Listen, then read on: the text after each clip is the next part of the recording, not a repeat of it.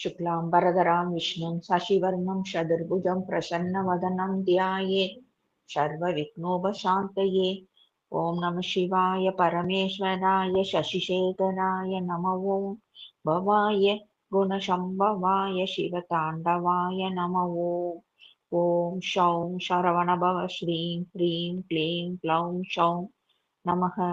गुरुब्रह्मा गुरुविष्णु गुरुदेवो महेश्वरा குரு சாட்சாத் பரபிரம்மம் தஸ்மை ஸ்ரீ குரவே நமக. என்னை வழி நடத்தி கொண்டிருக்கும் அனைத்து குருமார்களுக்கும் எனது பணிவான வணக்கங்கள். குருவருள் ஆன்மீக மையத்தில் இணைந்திருக்கும் அத்துணை ஆத்மாக்களுக்கும் எனது வணக்கத்தை தெரிவித்துக் கொள்கிறேன். தெளிவு குருவின் திருமேனி காண்டல், தெளிவு குருவின் திருவார்த்தை கேட்டல், தெளிவு குருவின் திருவார்த்தை செப்பல், தெளிவு குரு குரு சிந்தித்தல் தானே. அன்பே சிவம் சுகமே சூழ்க. ஒரு திருக்குறள் பார்த்துட்டு நம்ம இன்னைக்கு மனதின் சக்தி போன வாரம் ஃபர்ஸ்ட் பார்ட் பார்த்தோம். அது இன்னும் நம்ம முடிக்கல. அதனால நம்ம இன்னைக்கு அத ஃபுல்லுமே ஆராயலாம்.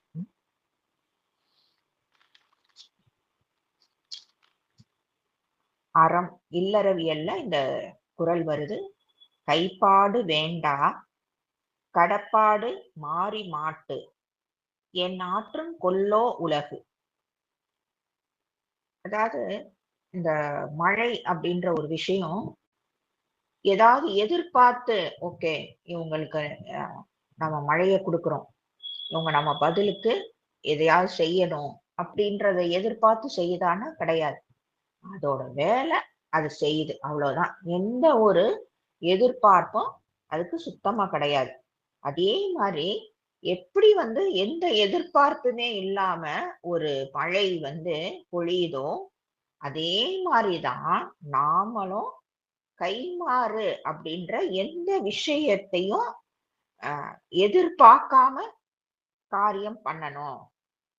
அப்படி பண்றவங்களுக்கு நீடிச்ச அந்த உயர் புகழ் கிடைக்கும் அப்படின்றதான் இங்க தெய்வப்புலவர் நமக்கு சொல்றாரு. போன வாரம் நம்ம ஒரு கதை பார்த்து முடிச்சோம். ஆக்சுவலா ஆட்டுக்குட்டி அப்படின்ட்டு அந்த கதையை ஞாபகப்படுத்துறதுக்கு திருப்பியும் சொல்றேன். இதுதான் இந்த மனதின் சக்தியில மெயின் இது. ஸோ அதை ரீகால் பண்றதுக்காக ஒரு சின்ன இது. ஒரு மந்திரவாதி நிறைய ஆடு அவன் பிசினஸ் பண்றான், சைட். அதுதான் மெயின் பிசினஸ். இந்த மந்திர தந்திரத்துல அவனுக்கு பெரிய வருமானம் இல்லை. அதனால ஆடுகள் வாங்கி அவன் விற்கிறான். ஆடுகள் எதுக்கு விற்பாங்க? கசாப்புக்கு தானே. சோ இவன் கசாப்பு கடையும் வச்சிருக்கான். அப்படி இருக்கிறப்ப இந்த ஆடெல்லாம் மேய்ச்சிட்டு போக வர ஒரு ஆள் வேணும் அப்படின்னு தானே இருக்கும். எல்லாரும் ஒரு ஆள் வைப்பாங்க தானே. அந்த ஆட்டிடையன் அப்படின்ற ஒருத்தனை வச்சு அதை கூட்டிட்டு போய் மேய்ச்சலுக்கு விட்டுட்டு வர்றப்ப கூட்டிட்டு வர்றதுக்காக. இவனுக்கு யாருக்கும் காசு கொடுக்கறதுக்கு எல்லாமே மனசு இல்லை. இந்த ஆடுகளும் என்ன பண்ணுது, ஒவ்வொரு ஆடா அவன் வெட்டுறப்ப பார்த்துட்டு அதுங்க பயத்துல இருக்கு. அதுங்களுக்கு உள்ள என்ன தோணும், அதுங்களா போச்சுன்னா எங்கேயாவது அப்படியே ஓடி போயிடலான்னு தோணும் தானே. இவன் அதனால ஒரு ஒரு ஐடியா பண்றான். பண்ணி அவன் ஏற்கனவே மந்திரவாதி. சோ ஒவ்வொரு ஆடையும் கூப்பிட்டு, நீ இங்க பாரு, அது ஆடுதான் சாகுது, நீ ஆடு கிடையாது, நீ சிங்கம். சிங்கத்தை போய் நான் சாகடிப்பேனா? சிங்கம் போய் சாகுமா? ஆடுதான் சாகும். நீ சிங்கம் அப்படின்னு ஒரு ஆடை கூப்பிட்டு சொல்றான். ஒரு ஆடை கூப்பிட்டு, நீ புலி. புலியெல்லாம் சாகடிக்க முடியுமா? புலி எவ்வளவு பவர்ஃபுல், நீ புலியாக்கும் அப்படின்னு அதை சொல்லி மெஸ்மரைஸ் பண்றான். அடுத்து ஒரு ஆட்டை, மனுஷன், நீ மனுஷன். மனுஷன் தான் எல்லாத்துலயும் பெரியவன், அதுதான் நீ. ஒன்ன போய் சாகடிக்க முடியுமா?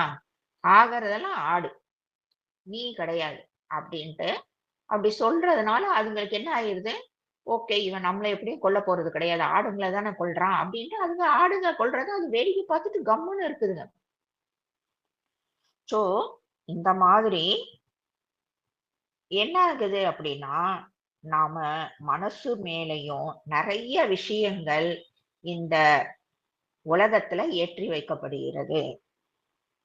அத உண்மை நம்பி நம்மளுடைய வாழ்க்கையை அந்த விஷயங்கள் எல்லாம் தான் நம்ம மனசு மேல ஏற்றி வைக்கப்பட்ட விஷயங்கள் தான் உண்மை நம்பி அதுபடி நம்மளுடைய வாழ்க்கையை நாம நடத்திக்கிட்டு இருக்கோம். ஆனா அது முற்றிலும் தவறு.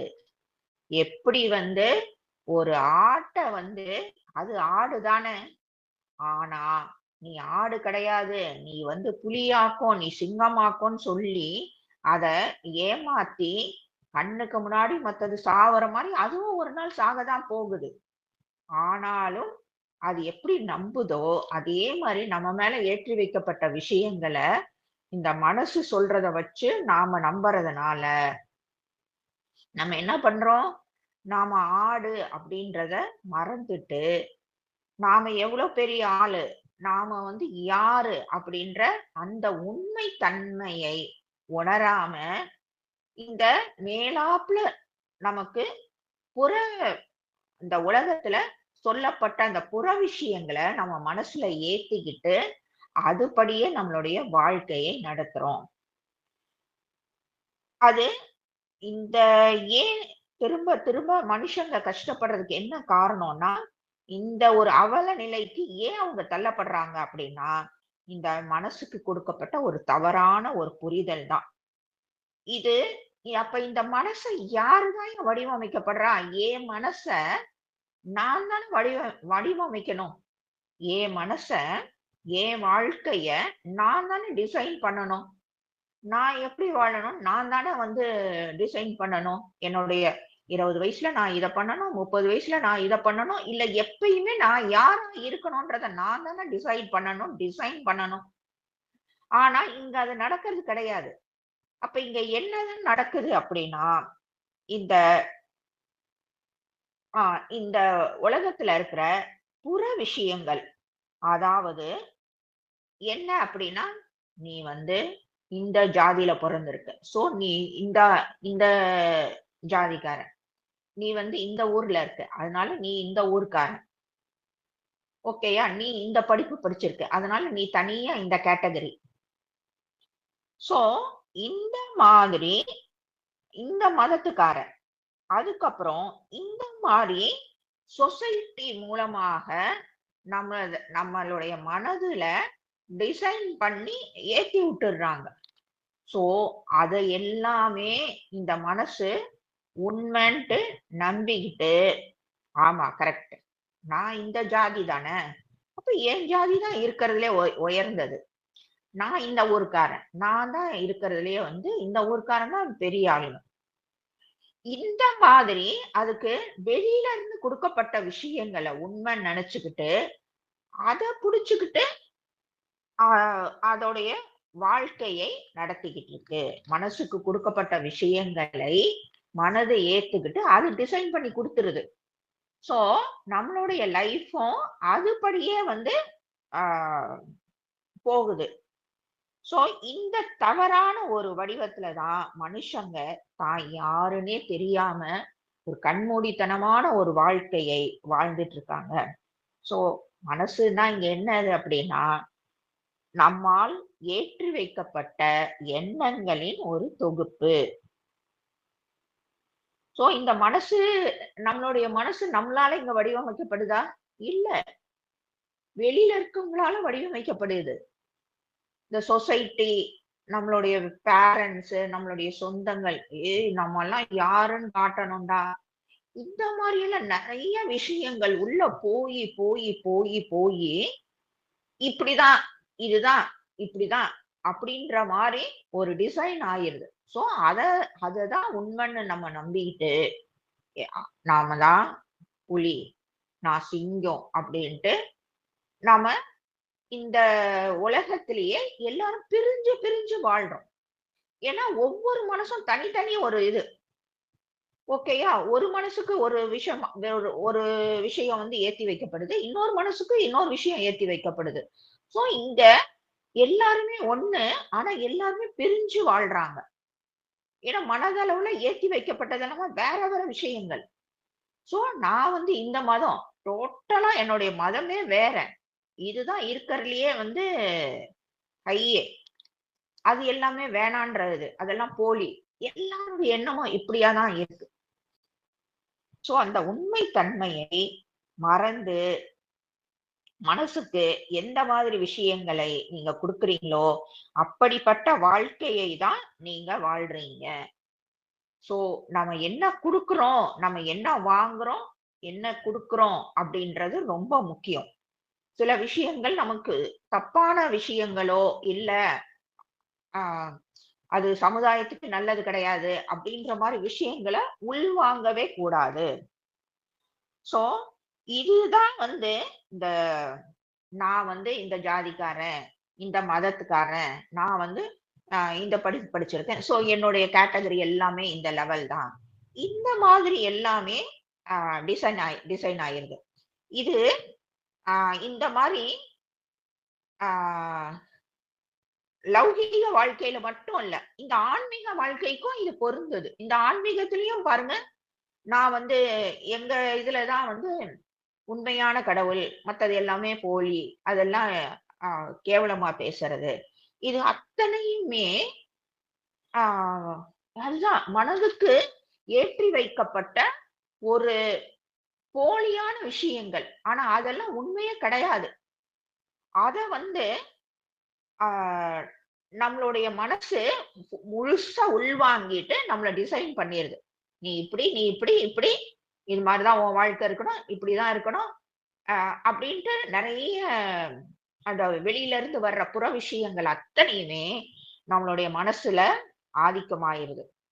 அந்த மனது நம்மள ஆதிக்கம் பண்ணுது. சோ மனசோட கட்டுப்பாட்டுல தான் நாம ஆல்வேஸ் இருக்கோம். நம்மளுடைய கட்டுப்பாட்டுலயோ, இல்ல நாங்க யாரு அப்படின்ற இதுலயோ நமக்கு தெரியறதே கிடையாது. அது விடுறதே கிடையாது. திரும்ப, திரும்ப, திரும்ப இதுக்குள்ளேயே நம்ம உழண்டுகிட்டு, அதையே நம்ம எடுத்துக்கிட்டு வாழ்ந்துட்டு இருக்கோம். சோ, இந்த ஏற்றி நம்ம அ மனசு வந்து ஏற்றி வைக்கப்பட்ட எண்ணங்களின் தொகுப்பாகத்தான் எப்பயுமே செயல்படுது. நீங்களே தனியா உட்கார்ந்து பிரிச்சு பாருங்க. ஆமா. இது எப்படி வந்துச்சு? இந்த எண்ணம் எப்படி வந்துச்சு? எங்க இருந்து வந்துச்சு? இது எல்லாமே பிரிச்சு பார்க்கிறப்ப, ஆமா. இது யார் சொன்னா? இது எங்க அம்மா சொன்னாங்க. ஓகே. இது நான் வந்து எங்க ஊர்ல இதான் வழக்கம். இந்த மாரி அத்தனைக்குமே வேற ஏதோ ஒரு காரணம் இருக்கும். இது உங்களுடைய சொந்த இதாகவே இருக்காது. எல்லாத்துக்கும் காரணம் வந்து வேற எங்க இருந்தோ வரும். சோ, இந்த பொதுவா மனம் அப்படின்றது இல்ல. அது மனம்ன்றது எங்க அது ஃபார்ம் ஆகுதுன்னா, அந்த எண்ணங்கள ஏத்தி வச்சு, அது ஒரு பெரிய புக்கா மாறிருது. அந்த புக்ல என்னென்ன ரூல்ஸு, ரெகுலேஷன்ஸ் எல்லாம் வருதோ, அதுபடி நம்மளுடைய வாழ்க்கை இருக்கு. சரி. அப்ப உண்மையில அது தப்புன்னு சொல்றீங்க. ஓகே.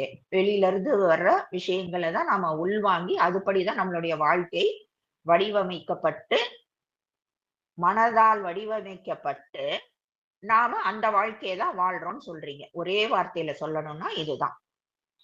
வெளியில புறத்துல இருந்து வர்ற விஷயங்களை மனசு உள்வாங்கி, அது அத டிசைன் பண்ணி உங்களுக்கு குடுத்து, இப்படிதான் நீ வாழணும்னு ஒரு சார்ட் போட்டு குடுத்து, அதுபடி தான் இப்ப வாழ்ந்துகிட்டு இருக்கீங்க.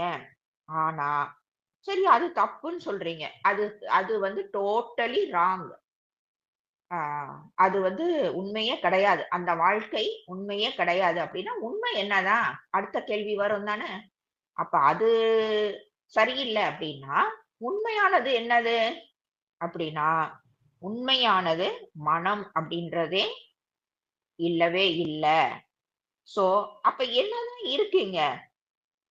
இங்க இருக்கிறது அறிவு தான். ஓகேயா? அறிவும், ஆற்றலும் தான். இதெல்லாம் நம்ம ஏற்கனவே பார்த்திருக்கோம். ஆனா, இன்னைக்கு இந்த வேற இதுல அத பார்க்கலாம். அப்ப அந்த அறிவு வந்து எப்படி இயங்கணும் அப்படின்னா, சுயத்தின் அடிப்படையில தான் இந்த அறிவுன்றது இயங்கணும்.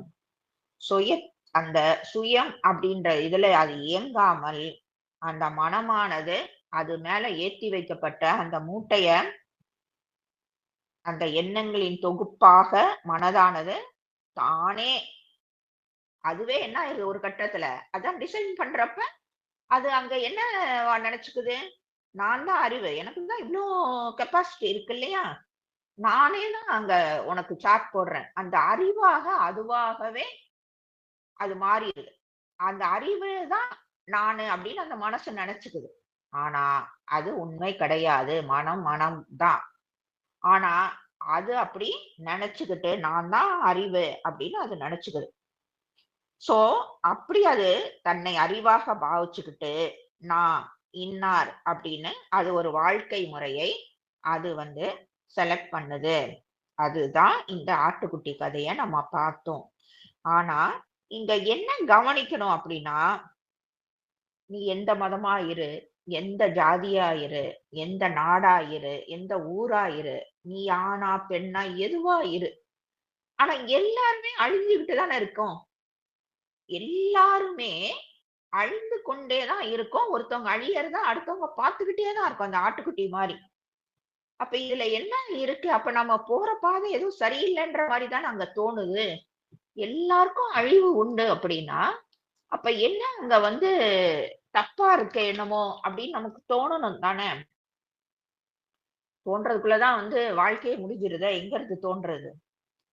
சோ, அப்ப இந்த வாழ்க்கை முறை பேசிக்கா அழிவுல தான் போய் முடியுது. அப்ப இந்த மாதிரி ஆன ஒரு வாழ்க்கை முறையில இருந்து நாம தப்பிக்கவே முடியாதா? எல்லாத்துக்கும் ஒரு ஒரு புதிர் இருக்குன்னா, அதுக்கு வழியும், ஆன்ஸரும் இருக்கிற மாரி, அதுக்கும் வழி இருக்கு. அப்ப என்னதான் வழி அப்படின்னா, அந்த உள்ள இருக்க சுயத்தை நாம் தெரிஞ்சு கொண்டா, இதெல்லாம் போலின்றது நமக்கு தெரிஞ்சிரும். ஆட்டோமேட்டிக்கா. ஓகேயா?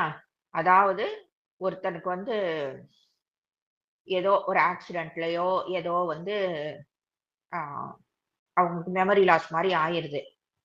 வச்சுக்குவோம். நம்ம இது மாரி எல்லாம் நெறைய சினிமா பார்த்திருக்கோம். ஏதாவது ஒரு சினிமாவ உங்க கண்ணுக்கு முன்னாடி ஓட விடுங்க. அவனுக்கு அவன் யார் என்னன்னு தெரியல. அவன் யாரு? என்ன? எங்க இருந்து வந்தான்? எதுவும் அவனுக்கு தெரியல. அவனுக்கு ஆணா, பெண்ணான்றது கூட தெரியாம அவன் பாட்டுக்கு குடுக்குற ட்ரெஸ்ஸ போட்டுட்டு, குடுக்குறத சாப்ட்டுட்டு, அ அவன பேர் சொல்லியும் கூப்பிட முடியாது தானே! அந்த மாரி ஒரு சிச்சுவேஷன்ல இருக்கான். அப்ப அவனுடைய குடும்பத்தார்லாம் அவன என்ன பண்ணுவாங்க? அவனுக்கு அந்த நினைவுகள்லாம் திரும்பி வர்றதுக்கு இதெல்லாம் கூட நம்ம பார்த்துருப்போம். ஒரு லவ்வரா இருந்தாலும், அவங்க அத போன இடத்துக்கெல்லாம் கூட்டிட்டு போய் காமிப்பாங்க. அவங்க வாங்கி குடுத்த பொருள காமிப்பாங்க. சோ, எப்படியாவது அவன் யாருன்றத தெரிஞ்சுக்கிறதுக்கு, அவனுக்கு சம்பந்தமான அத்தன விஷயங்களும் காமிப்பாங்க. சோ, இது மாரி தான் நம்மளுடைய சுயம் யாரு? சுயம் என்ன? நாம ஆ எ நாம யாரு பேசிக்கா அப்படின்றத நாம தெரிஞ்சுக்கிறது ஒண்ணு தான் இந்த போலியான நான்ல இருந்து வெளிப்படுவதற்கான உண்மையான வழி. அப்ப இந்த அதிலிருந்து வெளிவந்துட்டோம் அப்படின்னா, அந்த உண்மையான நான் அங்க பட்டவர்த்தனமா தெரிய ஆரம்பிச்சுரும். அப்ப அதாவது அந்த ஆட்டுக்குட்டி எப்படி தான் வந்து சாவுற வரைக்குமே அதுக்கு தெரியறதில்ல இல்லையா? நான் ஒரு புலி, சிங்கம்ன்ற மாரி நெனச்சுக்கிட்டே இருக்கோம். ஆனா, நான் ஆடுன்னு அதுக்கு நெனச்சு அந்த நெனப்பு வந்துருச்சுன்னா, இதுலருந்து இந்த இந்த அழிவுல இருந்து நான் எப்படி எஸ்கேப் ஆகுறது? அப்படின்னு அதோடைய மூளை வேல பாக்க ஆரம்பிக்கும். ஆ அது எங்கேயாவது ஓடி போயிரலாம். இல்ல அது வந்து அதுக்கு ஏத்த மாரி அதோடைய மூளை வந்து செயல்பட ஆரம்பிக்கும். ஆனா, அது போலியா தன்னை வந்து இப்படி ஒரு நம்பிட்டு இருக்கிறதுனால, அது எல்லாத்தையும் பார்த்துக்கிட்டு, அப்படியே பேசாம நின்னுகிட்டு, அதுவும் அந்த அடுத்த நாள் அழிவுக்கு அதுவும் ரெடி ஆயிருச்சு. சோ, இதுதான் வந்து நாமளும் பொதுவா வந்து பண்ணிட்டு இருக்கிற ஒரு விஷயம். சரியா? அப்ப இங்க இந்த இந்த மாதிரி அந்த அழிவுக்கு போற இந்த வாழ்க்கையை மாத்திக்கிறதுக்கு இங்க யாருமே தயார் கிடையாது. ஏன் அப்படின்னா, அவங்கவங்க மனசு மேல ஏத்தி வைக்கப்பட்ட அந்த எண்ணங்கள் தான் காரணம். சோ அப்படிதான் அவங்களுடைய வாழ்க்கையும் இந்த மனதில் ஏத்தி வைக்கப்பட்ட அந்த தவறான விஷயங்கள் மூலமாக அவங்க ஒரு வாழ்க்கை நடத்திட்டு இருக்காங்க இல்லையா? அப்ப அவங்க அதுதான் உண்மைன்னு கடைசி வரைக்கும் அதுலயே ஸ்ட்ராங்கா இருக்காங்க. உண்மையை நாம உணரணுன்ற அந்த ஸ்மரணமே இல்லாம அப்படி இருக்காங்க. சோ நாம என்ன செய்யணும் அப்படின்னா, நான் யாரு அப்படின்றதுக்கு மனசுக்கு அந்த உண்மை நிலையை நிறைய பயிற்சிகள் இருக்கு. அது மூலமாக நாம யாரு அப்படின்றத தான் அங்க குடுக்கணும். அப்பதான் இந்த மனசு, அப்படியா? ஆமா. இப்ப ஒரு ஆட்டுக்குட்டிட்ட போயி, இன்னொரு ஆட்டுக்குட்டி கொஞ்சம் அறிவா இருக்கு. அது போய் சொல்லுது. இன்னொரு ஆட்டுக்குட்டி ஒரு குருன்னு நம்ம வச்சுக்கலாம். "ஏய்! அவன் வந்து சிங்கம்ன்னு சொல்றானே! அவன் சிங்கம் வந்து அ மாமிசம் தான் சாப்பிடும். நீ மாமிசமா சாப்பிடுற? நீ புல்லு தானே மேய்ற. அப்ப நீ சிங்கம்ன்னு சொல்றானே, நீ எப்படி நம்புற?" இந்த மாரி எடுத்து சொல்றப்ப, அது ஆமா கரெக்ட்டு தான். சிங்கம்னா நம்ம மாமிசம் தானே சாப்பிடும். அது இப்படி தானே அதோடைய இது இருக்கும். வால் நீளமா இருக்கும். அதுக்கு இந்த பிடரி இருக்கும். அது இருக்கும், இது இருக்கும்ன்ட்டு கம்பேர் பண்ணி, ஆமா நான் அது இல்ல அப்படின்றத அது உணர ஆரம்பிக்கும். ஆனா, இங்க உணர்றதுக்கே டைம் இல்லாம, அந்த பொய்ய புடிச்சுட்டு, பொய்யான நான புடிச்சுக்கிட்டே நம்மளுடைய வாழ்க்கையை கொண்டு போய்க்கிட்டே இருக்கிறதுனால, அந்த உண்மை நிலைக்கு அந்த ஒரு போறதுக்கான பயிற்சி எல்லாமே நாம எடுத்துக்கணும். சோ, மனுஷனாக இருக்கோம் நான், மனுஷன் கிடையாது. மனுஷனாக இருக்கும், மனித உருவில் இருக்கும் நான், மனிதன் கிடையாது. எப்படி அது நான் சிங்கம் கிடையாதுன்னு புரிஞ்சுக்குதோ, நான் வந்து மனுஷ உருவுல இருக்கேன். ஆனா, நான் மனிதன் கிடையாது. என்ன இப்படி சொல்றீங்க? 2 காலு, 2 கையி, ஒரு மனுஷனுக்கு தேவையான அத்தன உறுப்புகளும் இருக்கு. நீங்க போய் மனுஷன் இல்லன்னா, மனுஷ உருவுல இருக்கீங்க. அது யார் இல்லன்னு சொன்னா? ஆனா உள்ள இருக்கிறது மனிதத்தனம் கிடையாது. அப்ப யாரு உள்ள? நான் வெளிய. அப்ப உள்ள யாரு? உள்ள இருக்கிறது தூய அறிவு. அந்த இறைவன் அப்படின்ற அந்த தூய அறிவு. சோ, நாம இந்த பிறப்பு சுழற்சியில புழு, பூச்சி இந்த மாரி அப்படியே மிருகம் அப்படின்னு அந்த ஒரு சுழற்சி வாயிலாக இந்த மனிதன் அப்படின்ற ஒரு பிறப்புக்கு வர்றோம். அப்ப அந்த மனிதன்ற நிலைக்கு வர்றப்பதான் அந்த மனிதனுக்கு மனம் அப்படின்ற ஒரு விஷயம் குடுக்கப்படுறதுனால தான் அவனுக்கு அந்த மனிதன்னே பேர் வருது. அப்ப மனிதனுக்கு அத ஆ மனசு அப்படின்றத மனசு இருக்கு. அங்க மனசு அப்படின்றத குடுக்கறதுனால தான் அங்க மனுஷன்னு வரான். அப்ப அவனுக்கு அந்த மனச கையாள்ற தன்மையும் அங்க இருக்கணும் தானே! அங்க இல்ல. ஏன் அப்படின்னா, இது வந்து அந்த மனசுல ஏற்றி வைக்கப்பட்ட அந்த பொய்யான விஷயங்கள உண்மைன்னு நம்புறதுனால, அந்த மனதை கையாள்ற தன்மை அங்க இல்லாம போயிருது. அப்ப அவனால எப்படி அந்த மகத்தான ஒரு நிலைக்கு அவனால வர முடியும்? இத எல்லாத்தையும் நான் முடிச்சுட்டு வந்துட்டு, வேணா நான் வந்து என்ன ஆராயிறேன் அப்படின்ட்டு தான் யாரும் சொல்லுவாங்க. ஆனா, அதுவரைக்கும் எல்லாமே காத்துக்கிட்டே இருக்குமா? இருக்காதே! ஸோ, ஒரு எப்படி வந்து நம்மளுடைய புலன்கள் வழியாக, அந்த புலன்களின் வாயிலாக சில விஷயங்களை அந்த மனசு எல்லாத்தையும் நுகர்ந்து பாக்குது. ஓகேயா? நுகர்ந்து பார்த்து, இது இப்படி அப்படின்னு உணர்ந்துக்குது. ஆனா, அந்த டைம்ல ஆ இப்படி அது மனசுல நெறைய விஷயங்கள் வந்து ஏறி இருக்கு தானே! அப்ப அந்த நுகர்ந்து பார்க்கிறப்ப, ஓகே இது சரி, இது தப்பு. ஆமா இது கொஞ்சம் ரொம்ப ஓவரா தான் போறாங்க இல்லையா நம்ம ஆளுங்க. அ அதுக்குன்னு இப்படி எல்லாமா பண்றது? அப்படின்னு நமக்கு ஒரு கட்டத்துல தோணும் பாருங்க. அப்ப அந்த டைமு, அந்த ஸ்டேட்டுக்கு பேரு, அந்த மனதுக்கு புத்தின்னு பேரு. புரியுதா? "உனக்கு யாராவது புத்தி இல்லையா?" அப்படின்னெல்லாம் கேட்பாங்க. அது வேற, இது வேற. அந்த மனம்தான் எப்ப ஆராயிற அந்த தன்மைக்கு வருதோ அதற்கு எது நல்லது எது கெட்டது ஃபாலோ பண்ணுதான்னா அது அந்த ஸ்டேஜ் கிடையாது. பிரிச்சு பாக்குற அந்த தன்மை, அப்ப அதுக்கு புத்தின்னு பேரு. சோ அதே மனசு அந்த உயர்ந்த ஒரு பரிமாண நிலையை ஆராயிற தன்மையில இருக்கிறப்பதான் அது அந்த ஸ்டேஜ அடையுது. சோ இதுதான் மனசோட நெக்ஸ்ட் ஸ்டெப்பான புத்தி. இந்த புத்தி தான் சக்தியாக பார்க்கவும் படுது. இப்படி ஆராய்ஞ்சு பிரிச்சு பார்த்த விஷயங்கள்லாம் இருக்கு இல்லையா, அதுல நமக்கு தனக்கு தேவையானதை மட்டும் நிறைய வருது போகுது, கண்ணுல நிறைய பாக்குறோம் கொள்றோம். ஆனா தனக்கு தேவையானதை மட்டும் அது என்ன பண்ணுது, மூளையில சேகரிச்சு வச்சுக்குது, ஸ்டோர் பண்ணுது. ஓகேயா?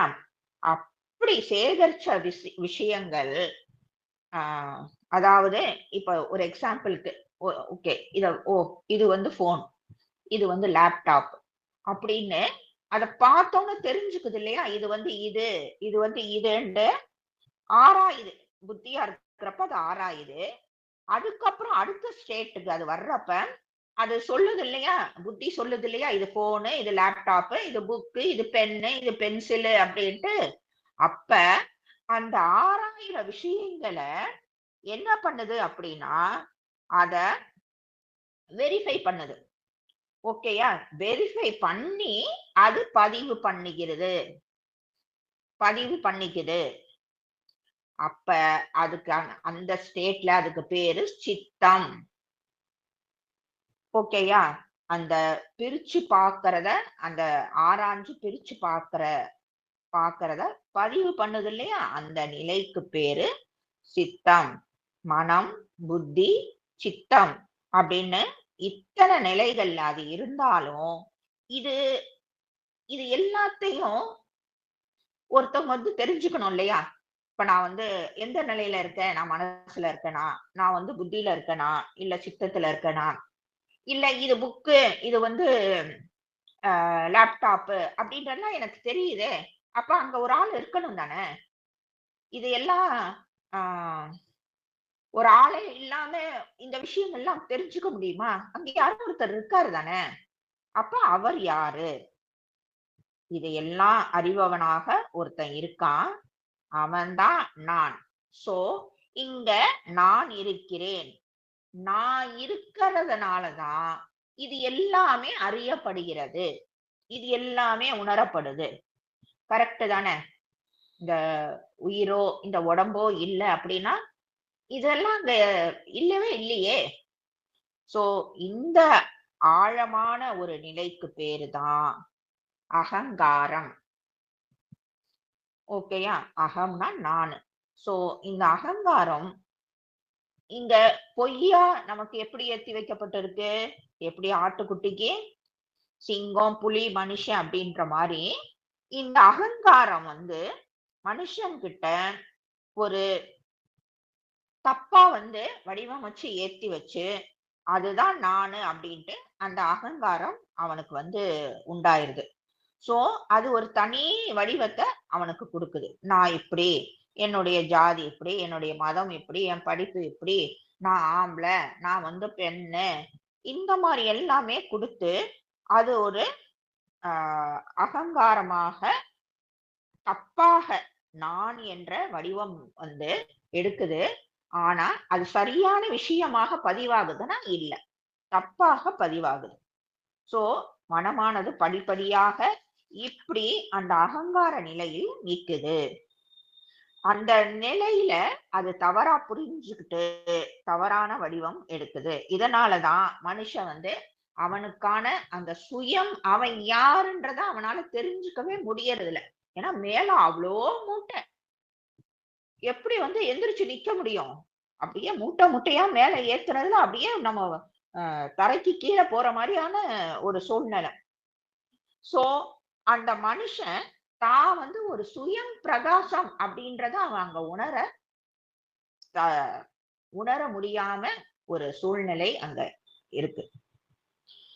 இந்த மடை மாற்றம் தான் அவன் வந்து அந்த அகங்காரமா இருக்கிற அந்த ஸ்டேஜ்ல அவன் யாரு அப்படின்றத தப்பான அந்த வழிகாட்டுதல்கள், அந்த மனம் சொல்ற அந்த இதெல்லாம் தான் அவன தப்பான ஒரு நானாக அங்க அவன புரிஞ்சுக்க வைக்குது.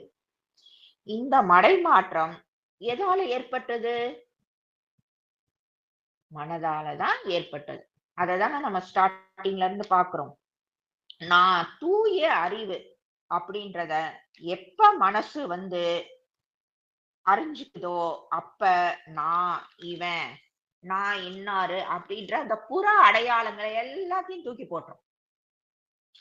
அது வரைக்கும் அது இந்த புற அடையாளங்கள் தான் தன்னுடைய சொந்த அடையாளம் அப்படின்னு அது நினைச்சுக்கிட்டு, அத வந்து ஒரு ஷீல்டு மாரி அது போட்டுட்டு வாழ்ந்துகிட்டு இருக்கு. சோ, இந்த ஒரு ஸ்டேஜ தான் சாஸ்திரங்கள் எல்லாமே என்ன சொல்லுது? மாயை அப்படின்ட்டு சொல்லுது. சோ, அனைத்தையும் அறியும் அறிவாக எது இருக்கோ, அதுதான் என் சுயம். நான் அப்படி இருக்கிறேனா? எல்லாத்தையும் புரிஞ்சுக்கிறேனா? எல்லாத்தையும் நான் அறிஞ்சுக்கிறேனா? இல்ல என்னுடைய நான் வந்து இன்னாரு அப்படின்ற ஒரு பச்சை கண்ணாடி போட்டுட்டு பார்க்கிறப்ப, அது எல்லாமே பச்சையா தானே தெரியும். அப்படி இல்லாம என்னால எல்லாமே அது என்ன என்ன ஒரிஜினலா அது இருக்கோ, அத ஆஸ் இட் இஸ் அப்படியே பார்க்கக்கூடிய ஒரு தன்மை எனக்கு இருக்குன்னா, அதுதான் நான் அப்படின்ற உண்மையான நான். அதுதான் அந்த சுய பிரகாசம். சோ, என்னுடைய அந்த உண்மையான நான் அப்படின்ற அந்த சுயம் பிரகாசத்து மேலதான் இந்த வெளியில இருக்க புற விஷயங்கள் எல்லாம் மூட்டை மூட்டையா ஏத்தி வைக்கப்படுது. அதுக்கு பேரு தான் அஞ்ஞானம். எப்படி ஒரு சூரியன் சூரியன் எவ்வளவு பிரகாசமானதுன்னு நல்லாவே தெரியும். சூரியனுக்கு பக்கத்துல எல்லாம் போனோம் அப்படின்னா நம்ம அதோடைய ஹீட் தாங்காம எரிஞ்சிருவோம். கொஞ்சம் தூரத்துல போறப்பே எரிஞ்சிருவோம். ஆனாலும் அவ்வளவு ஒரு பிரகாசம், அவ்வளவு ஒரு ஹீட், அப்படிப்பட்ட சூரியனையே இந்த கருமேக கூட்டம் எல்லாமே மறைக்குது. சூரியன் சில சமயம் தெரியவே தெரியாது. ஆனா அப்ப மேக கூட்டம் தான் ரொம்ப பவர்ஃபுல்லா? கிடையாது. சூரியன் தானே பவர்ஃபுல். ஆனாலும் அந்த சூழ்நிலையில அது மறையிற மாரி தான் இருக்கே ஒழிய, ஒரிஜினல் சூரியன் வெளியே தான் வரும். வெளியே தான் வரணும். ஓகேயா? எப்படி அந்த சூரியன வந்து இந்த மேகக்கூட்டம் மறைக்குதோ, எப்படி ஒரு தண்ணிக்கு மேல இந்த பாசின்னு சொல்லுவாங்க. அந்த அது ஃபுல்லுமே பச்சையா இருக்கும். சில இந்த குளத்துல இதெல்லாம் பார்த்தீங்கன்னா. பார்த்தீங்கன்னா தண்ணி இருக்கிற மாரியே தெரியாது. மேல பச்சையா இருக்கும். அப்ப அந்த நீர பாசி எப்படி மறைக்குதோ, கண்ணாடிய இந்த தூசி எப்படி மறைக்குதோ, இது மாரி தான் அந்த சுயம் பிரகாசமான நானை இந்த அஞ்ஞானம் என்னும் மேகக்கூட்டம், அஞ்ஞானம் என்னும் தூசி, அஞ்ஞானம் என்னும் பாசி மறைக்குது. ஆனா இதுக்கெல்லாம் பலம் ஜாஸ்தியானா சுய பிரகாசத்துக்கு தான் பலம். இதுக்கெல்லாம் பலம் ரொம்ப கம்மி தான். இது நிழல் தானே ஆக்சுவலா. அதான் மாயை. அதான் அஞ்ஞானம். ஆனா இது எல்லாமே தற்காலிகம் தான். ஆனா அந்த டைமுக்கு மட்டும்தான் சூரியனுடைய வெளிச்சம் வராதபடி அந்த நம்மளுடைய எண்ணங்களாலான மேகக்கூட்டம் அந்த சுயம் பிரகாச சூரியனை மறைச்சு அந்த அஞ்ஞானம் என்னும் இருளை உண்டாக்குது. சோ மனிதர்கள் ஒவ்வொருத்தரும் பாத்தீங்கன்னா ஒவ்வொரு விதமா இருப்பாங்க. ஏன்னா அவங்க மனசுல ஏத்தி வைக்கப்பட்ட அந்த விஷய சுகங்களை பொறுத்துதான் அவங்களுடைய வாழ்க்கை முறை டிசைன் ஆகுது. அவங்க தான் இன்னாரு, தான் குளத்துல வர்றவங்க எல்லாருமே இப்படி அப்படின்றது எல்லாருமே அவங்க இதுல ஏத்தி அவ்வளவுதான் அங்க டவுன்லோட் ஆயிருது. இங்க அதனாலதான் நிறையவே ஆன்மீகத்திலயும் நிறைய குழப்பங்கள் உண்டாகுது. சோ நம்முடைய அந்த சுயத்தை அறியும் பாதையில நாம பயணம் செஞ்சா மட்டும்தான் இந்த மாயை இதுல இருந்து அஞ்ஞானம் இதுல இருந்தெல்லாம் எஸ்கேப் ஆக முடியும். இல்லைன்னா நம்மளுடைய மனது இதுலயே தான் உழண்டுட்டு இருக்கும். சோ இந்த நம்மளுடைய மனச இந்த மாதிரி சிக்கலான இந்த இதுல இருந்து வெளியே வர்றதுக்கு தான் நிறைய விஷயங்கள் வந்து சொல்லிட்டு போயிருக்காங்க. அது என்னென்ன? ஆலய வழிபாடு, அதுக்கப்புறம் அந்த ஜபம், அதுக்கப்புறம் அந்த மந்திரங்கள், ஆ அது என்னது? ஆ இந்த நாமாவளி, இந்த மாரி பூஜைகள், புனஸ்காரங்கள் இது எல்லாமே குடுக்கப்பட்டிருக்கு இந்த உலகத்துக்கு. அதெல்லாம் எதுக்கு அப்படின்னா, மனிதனுடைய மனதை பண்படுத்துறதுக்காக. அதுதான் ஃபைனல் டிசிஷன் ஆனா, இல்லன்ட்டு தான் இங்க சாஸ்திரங்கள் சொல்லுது. மனுஷ மனச முதல்ல ஒரு உண்மைய தெரிஞ்சுக்கிறதுக்கு முன்னாடி, ஒரு விதை போடுறதுக்கு முன்னாடி எப்படி நிலத்தை வந்து பண்படுத்துறாங்களோ, அந்த மாரி மனித மனத்தை பண்படுத்துவதற்காக குடுக்கப்பட்ட விஷயங்கள் தான் இந்த ஆலய வழிபாடு, ஜபங்கள், மந்திரங்கள், பூஜைகள், புனஸ்காரங்கள் அத்தனையும். இதெல்லாம் குடுத்து அத பண்படுத்தி, நீதான் வந்து அந்த தெய்வீகம். நீதான் அந்த தெய்வீகமானவன். அப்படின்ற அந்த உண்மைய தெரிஞ்சுக்கிறதுக்கு தான் அந்த விதை. அது போடுறதுக்கு முன்னாடி தான் இது எல்லாமே ஆ நமக்காக குடுக்கப்பட்ட அடிப்படை விஷயங்கள். ஸோ, இதெல்லாம் வைக்கிறப்ப, நம்ம இதன் மூலமாக நம்மளுடைய மனதை நம்மளுடைய கட்டுப்பாட்டுக்கு கொண்டு வரலாம். அப்படின்னா, ஆனா, ஆ இது மட்டும் போருமா? அப்படின்னா, நம்ம ஏற்கனவே பார்த்தாச்சு. இதெல்லாமே நிலத்த ஃபர்ஸ்ட்டு விதை போடுறதுக்கு தயார் பண்ணக்கூடிய விஷயங்கள் தான். ஸோ, இதெல்லாம் நாம பண்ணிட்டு இருக்கிறப்பயும் நெறைய விஷயங்கள் நமக்கு நடந்துகிட்டே தான் இருக்கும்.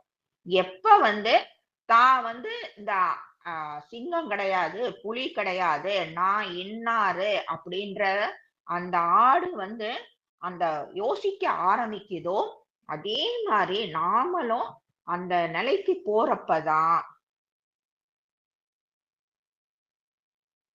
அந்த நிலைக்கு போறப்ப தான் இதுல இருந்தெல்லாம் நம்மளால வெளிப்பட முடியும்.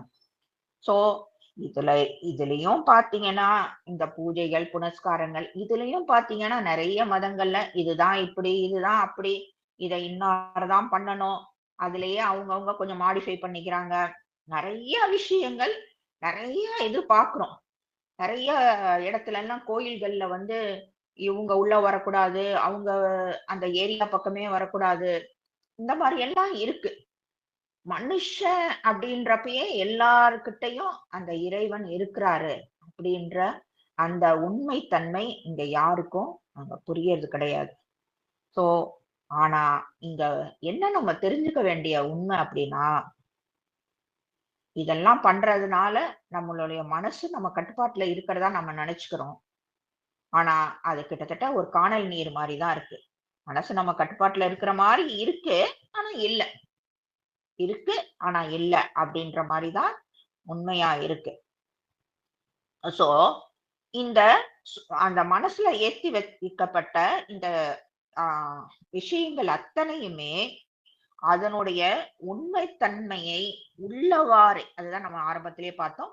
அந்த உண்மை தன்மையை ஒரு விஷயத்த பார்க்கிறோம்னா, அத நம்ம பச்சை கண்ணாடி, சிவப்பு கண்ணாடி எல்லாம் போடாம ஒரு விஷயத்த நம்ம அப்படியே பார்க்கிறோம் அப்படின்னா, அதுதான் நமது சுயம் பிரகாசம். அப்ப நம்ம அந்த ஸ்டேஜ்ல இருக்கோம் அப்படின்றத நாம உணர்ந்துக்கலாம்.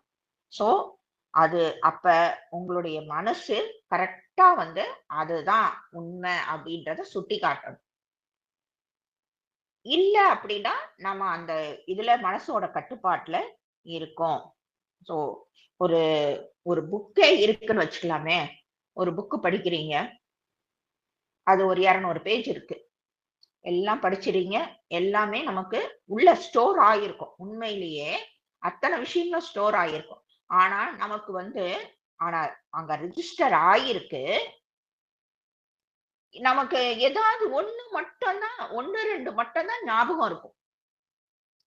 இப்ப ஒரு விஷயத்த அந்த புக்ல இருந்து கேட்டோம் அப்படின்னா, உடனே நம்மளால வந்து அத ம் பாயிண்ட் அவுட் பண்ண முடியாது. உடனே நம்ம என்ன பண்ணுவோம், அந்த ஃபர்ஸ்ட் பேஜ் போயி அந்த இண்டெக்ஸ் இருக்கும் இல்லையா? இந்த டாபிக்ல இந்த பேஜ்ல இது ஆரம்பிக்குது அப்படின்ட்டு. அத போய் நம்ம பார்ப்போம்.